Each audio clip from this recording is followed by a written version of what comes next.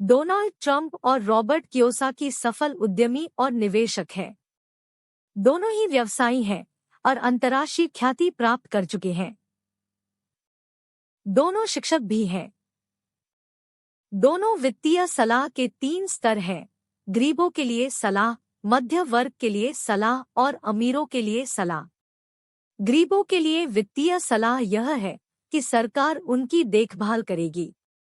ऐसे लोग social security और मेडिकेयर के भरोसे रहते हैं। मध्य वर्ग के लिए वित्तीय सलाह है: अच्छी सी नौकरी खोजो, मेहनत से काम करो, अपनी से कम खर्च करो, पैसे बचाओ, म्यूचुअल फंडों में लंबे समय के लिए निवेश करो और अपने निवेशों को डाइवर्सिफाई करो, यानी अलग अलग क्षेत्रों में निवेश करो। मध्य वर्ग के ज्यादातर लोग निष्क्रिय निवेशक होते हैं। वे डरते हैं कि कहीं उनका पैसा न डूब जाए। इसका मतलब यह है कि वे हार से बचने के लिए काम और निवेश करते हैं। अमीर लोग सक्रिय निवेशक होते हैं, जो जीतने के लिए काम और निवेश करते हैं। यह पुस्तक सक्रिय निवेशक बनने यानी संसाधनों का विस्तार करने के बारे में है, ताकि आप जीतने के लिए काम और निवेश करके बेहतरीन जीवन जी सकें। डोनाल्ड ट्रंप और रॉबर्ट कियोसाकी बेस्ट सेलिंग लेखक तथा लोकप्रिय वक्ता इसलिए हैं क्योंकि वे लोगों को यह नहीं सिखाते हैं कि वे अपनी आमदनी से कम खर्च, वे लोगों को यह सिखाते हैं कि वे अपने संसाधनों का विस्तार कैसे करें और जीवन की गुणवत्ता को बेहतर कैसे बनाएं। वे हैं कि लोग जीतने के लिए काम और निवेश करें। इंसान की विकास यात्रा पर गौर करें। शिकारी युग में इंसान कबीलों में रहता था और ज्यादातर में सभी लोग एक साथ जीवन जीते थे। कबीले का मुखिया भी काफी हद तक ज्यादातर लोगों की तरह ही रहता था। तब मुखिया के पास लियर जेट, करोड़ों अरबों डॉलर की जमीन जायदाद और सोने के पैराशूट नहीं हुआ करते थे। कृषि युग में द्विस्तरीय समाज विकसित हुआ। राजा और उसके अमीर दोस्त एक स्तर पर थे, जबकि राजा के लिए काम करने वाले बाकी सभी लोग, किसान, दूसरे स्तर पर थे। आम तौर पर राजा राज्य की जमीन का मालिक होता था। किसान राजा की भूमि पर काम करते थे और अपनी फसल का एक हिस्सा राजा को देकर उसे एक तरह का टैक्स चुकाते थे। किसान किसी चीज के मालिक नहीं थे और राजा हर चीज का मालिक था। औद्योगिक युग में अमेरिका में आधुनिक मध्य वर्ग का उदय हुआ और उसके साथ ही प्रजातंत्र की शुरुआत भी हुई। अमेरिका के संस्थापक इरोक्वोई कॉन्फेडरेसी की 5 जनजातियों से बड़े प्रभावित थे। ये जनजातियां उस इलाके में रहती थी जिसे आज न्यू इंग्लैंड के नाम से जाना जाता है। संस्थापक इन जनजातियों से इतने ज्यादा प्रभावित थे कि उन्होंने इन्हीं के शासन तंत्र को हमारे प्रजातंत्र का आधार बनाया। जनजातियों के शासन तंत्र में प्रतिनिधि चुने जाते थे तथा इसमें एक उच्च और एक निम्न सदन के अलावा एक सुप्रीम कोर्ट होती थी, जिसमें सिर्फ महिलाएं होती थी। जिस समय अमेरिका के संस्थापक इरोक्वोई प्रजातंत्र का अनुकरण कर रहे थे, उस वक्त यूरोप में प्रजातंत्र और मध्य वर्ग का विचार अव्यावहारिक समझा जाता था। बहरहाल, उसी दौरान अमेरिका में सशक्त मध्य वर्ग और प्रजातांत्रिक समाज अच्छी तरह फलने फूलने लगा। आज सूचना युग में मध्य वर्ग धीरे धीरे मर रहा है और प्रजातांत्रिक पूंजीवाद का भी यही हाल है। अमीरों और गरीबों के बीच की इतनी चौड़ी खाई इतिहास में पहले कभी नहीं रही। क्या हम कृषि युग में वापस जा रहे हैं, जहां प्रजातंत्र का नामो निशान नहीं था और सिर्फ 2 वर्ग हुआ करते थे? या फिर हम किसी नई किस्म के पूंजीवाद और प्रजातंत्र को विकसित कर रहे हैं? क्षितिज पर समस्याएं। जिस तरह ग्लोबल वार्मिंग के प्रभावों के बारे में हम हाल ही में जागरूक हुए हैं, उसी तरह मध्य वर्ग के लुप्त होने के प्रभावों के बारे में भी हम हाल ही में जागरूक हो रहे हैं। वर्तमान में मध्य वर्ग के ज्यादातर लोग सुरक्षित महसूस करते हैं। वे संतुष्ट, वे सुरक्षित इसलिए महसूस करते हैं क्योंकि वे मानते हैं कि उनकी सरकार उनका साथ देगी, उनकी देखभाल और रक्षा करेगी। बहरहाल, वे यह नहीं जानते हैं कि सरकार उनकी ज्यादा रक्षा नहीं कर सकती है। सरकारें, यहाँ तक कि अमेरिकी सरकार भी अपनी जनता की पहले की तरह रक्षा नहीं कर सकती है, क्योंकि समस्याएं अब विश्वव्यापी हो चुकी हैं। उदाहरण के लिए, कच्चे तेल की कीमत वे देश तय करते हैं जिन पर अमेरिका का कोई नियंत्रण नहीं है। आतंकवाद किसी देश के खिलाफ युद्ध नहीं है, आतंकवाद तो विचारों के खिलाफ जंग है। कोई आतंकवादी कहीं भी हमला करके भीड़ में गुम हो सकता है। वैश्वीकरण ने आज लाखों अमेरिकी नौकरियां छीन ली है, और इस समस्या का कारण यह है कि बहुराष्ट्रीय कंपनियां कई राष्ट्रों से ज्यादा अमीर तथा शक्तिशाली बनती जा रही है। इंटरनेट के कारण वैश्वीकरण की रफ्तार बढ़ गई है, जिसकी बदौलत दुनिया भर में तत्काल संप्रेषण संभव हो गया है। अब आप कभी भी कहीं भी संप्रेषण कर सकते हैं। जिस तरह पर्यावरणविदों को यह चिंता सता रही है कि मेंढकों की कुछ प्रजातियां लुप्त हो रही है, उसी तरह अर्थशास्त्रियों को यह चिंता सता रही है कि मध्य वर्ग और गरीबों की पेंशनें तथा स्वास्थ्य सुविधाएं लुप्त हो रही है। कुछ सालों में दुनिया भर में बेबी बूमर्स की सबसे बड़ी पीढ़ी रिटायर होगी। ज्यादातर सरकारों के पास इतने वित्तीय संसाधन नहीं है कि वे उनसे किए गए वित्तीय वादे पूरे कर सकें। नेता नहीं, बिजनेसमैन। लोग यह उम्मीद लगाए बैठे हैं कि उनके चुने हुए नेता गरीबों और मध्य वर्ग के सामने आने वाली समस्याओं से उन्हें बचा लेंगे। डोनाल्ड ट्रंप और रॉबर्ट कियोसाकी नेता नहीं हैं। हालांकि डोनाल्ड को राष्ट्रपति बनवाने के लिए प्रबल मुहिम छिड़ चुकी है। वे यह पुस्तक उद्यमी, निवेशक और शिक्षाविद के रूप में लिख रहे हैं।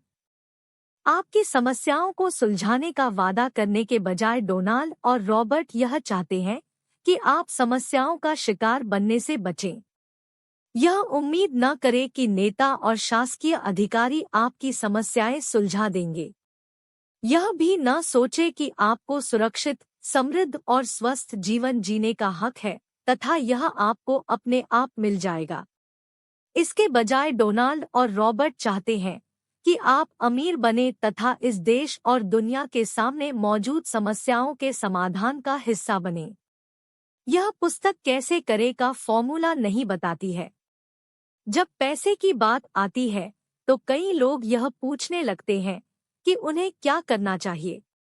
वे अक्सर इस तरह के सटीक सवाल पूछते हैं, मेरे पास $25,000 है। आपको अमीर क्यों बनाना चाहते हैं? ज्यादातर अमीर लोग आपको वे बातें नहीं बताना चाहते हैं जो वे जानते हैं। वे यह नहीं चाहते हैं कि आप अमीर बनने के रहस्य सीख लें। लेकिन डोनाल्ड और रॉबर्ट अलग है। वे अपने रहस्य और ज्ञान आप तक पहुंचाना चाहते हैं। लीडरशिप की एक परिभाषा भविष्य दृष्टि, विजन है। यह पुस्तक भविष्य दृष्टि के बारे में है। यह उनको देखने के बारे में है जिन्हें ज्यादातर लोग नहीं देख पाते हैं, लेकिन जिन्हें उन दो लोगों ने देखा है जो पैसे के खेल में बार बार विजयी हुए हैं, हालांकि कभी कभार हारे भी हैं। हम आपको अमीर क्यों बनाना चाहते हैं पुस्तक में बताया गया है कि ये दो लोग किस तरह सोचते हैं और वे उस तरह से क्यों सोचते हैं। उनके विश्लेषण से आपको यह ज्ञान मिलेगा कि आप अपने वित्तीय भविष्य को किस तरह से सुधार सकते हैं। डोनाल्ड ट्रंप और रॉबर्ट कियोसाकी सफल उद्यमी और निवेशक हैं। दोनों ही व्यवसायी हैं और अंतर्राष्ट्रीय ख्याति प्राप्त कर चुके हैं। दोनों शिक्षक भी हैं। दोनों वित्तीय सलाह के 3 स्तर हैं, गरीबों के लिए सलाह, मध्य वर्ग के लिए सलाह और अमीरों के लिए सलाह।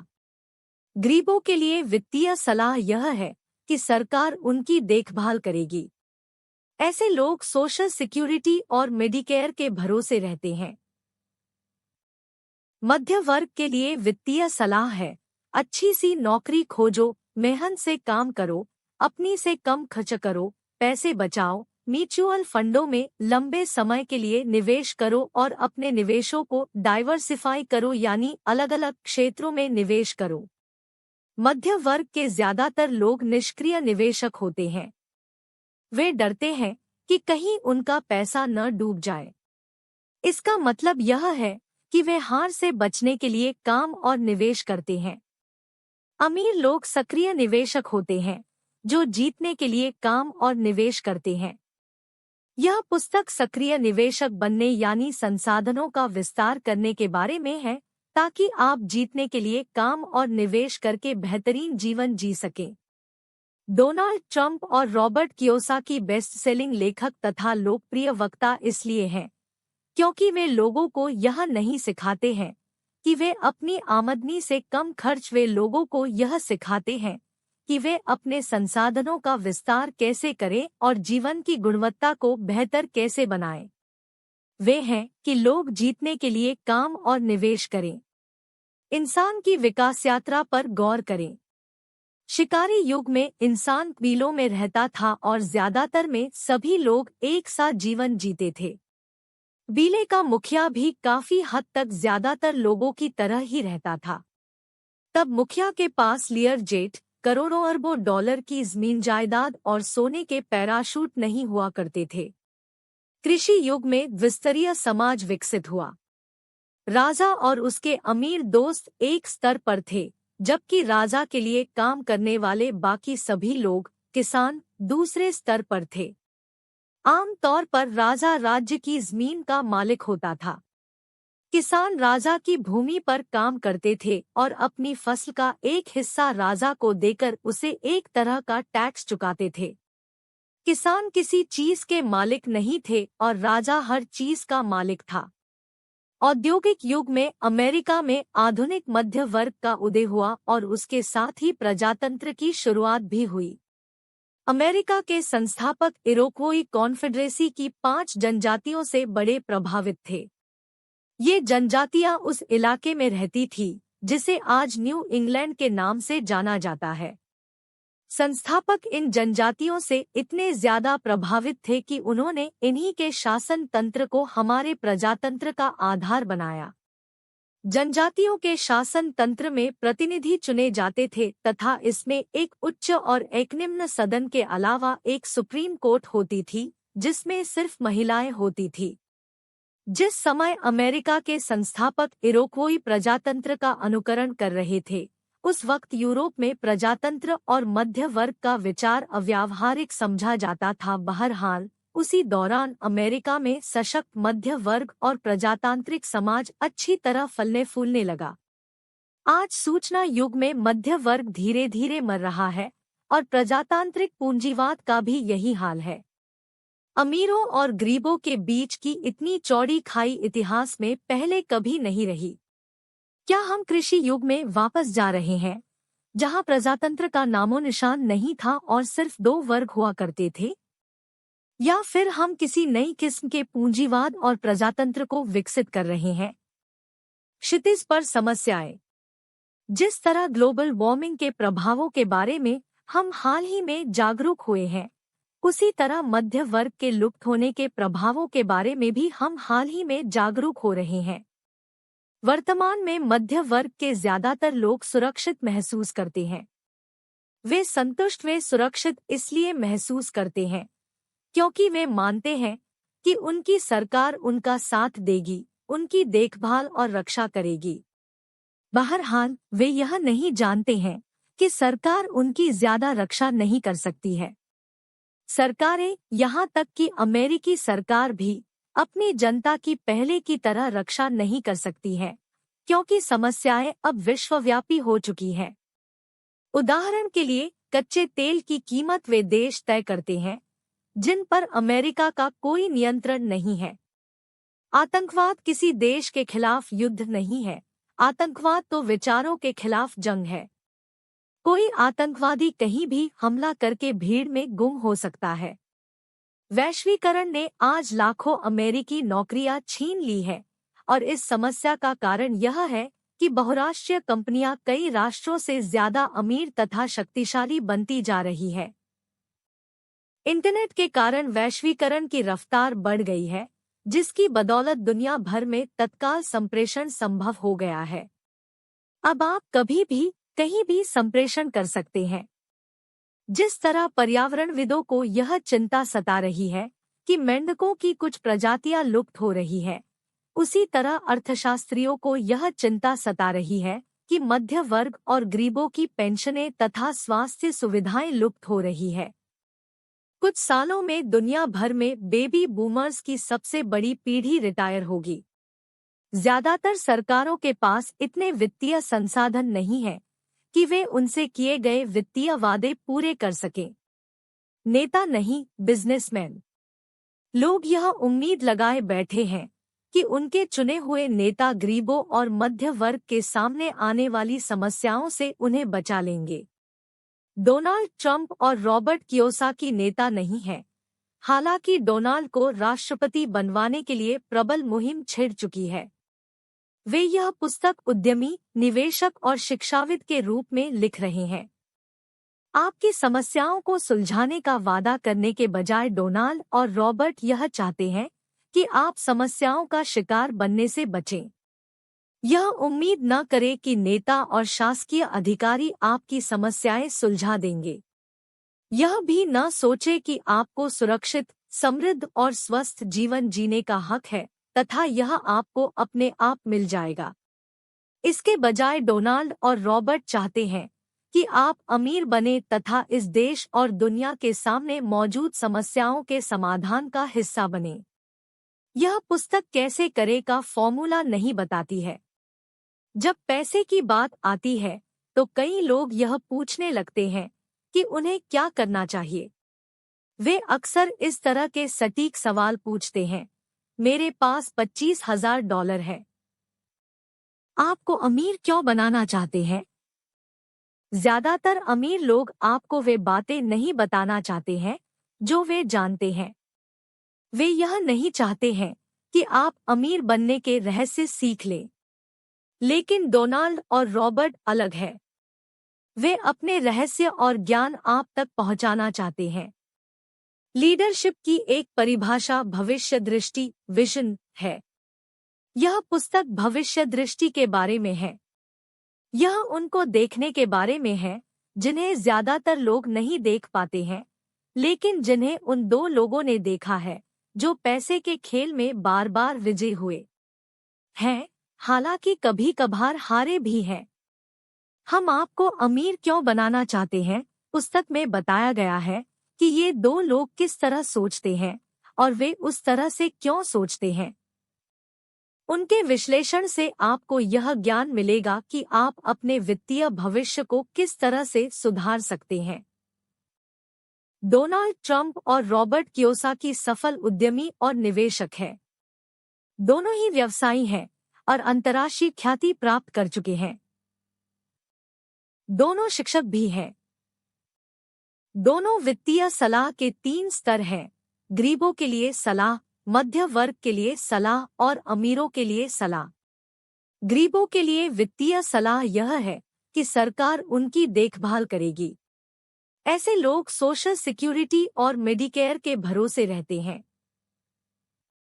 मध्य वर्ग के लिए वित्तीय सलाह है: अच्छी सी नौकरी खोजो, मेहनत से काम करो, अपनी से कम खर्च करो, पैसे बचाओ, म्यूचुअल फंडों में लंबे समय के लिए निवेश करो और अपने निवेशों को डाइवर्सिफाई करो, यानी अलग अलग क्षेत्रों में निवेश करो। मध्य वर्ग के ज्यादातर लोग निष्क्रिय निवेशक होते हैं। वे डरते हैं कि कहीं उनका पैसा न डूब जाए। इसका मतलब यह है कि वे हार से बचने के लिए काम और निवेश करते हैं।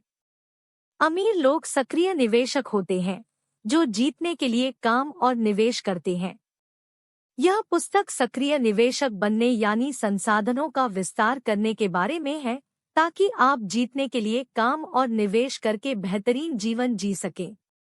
डोनाल्ड ट्रंप और रॉबर्ट कियोसाकी बेस्ट सेलिंग लेखक तथा लोकप्रिय वक्ता इसलिए हैं क्योंकि वे लोगों को यह नहीं सिखाते हैं कि वे अपनी आमदनी से कम खर्च, वे लोगों को यह सिखाते हैं कि वे अपने संसाधनों का विस्तार कैसे करें और जीवन की गुणवत्ता को बेहतर कैसे बनाएं। वे हैं कि लोग जीतने के लिए काम और निवेश करें।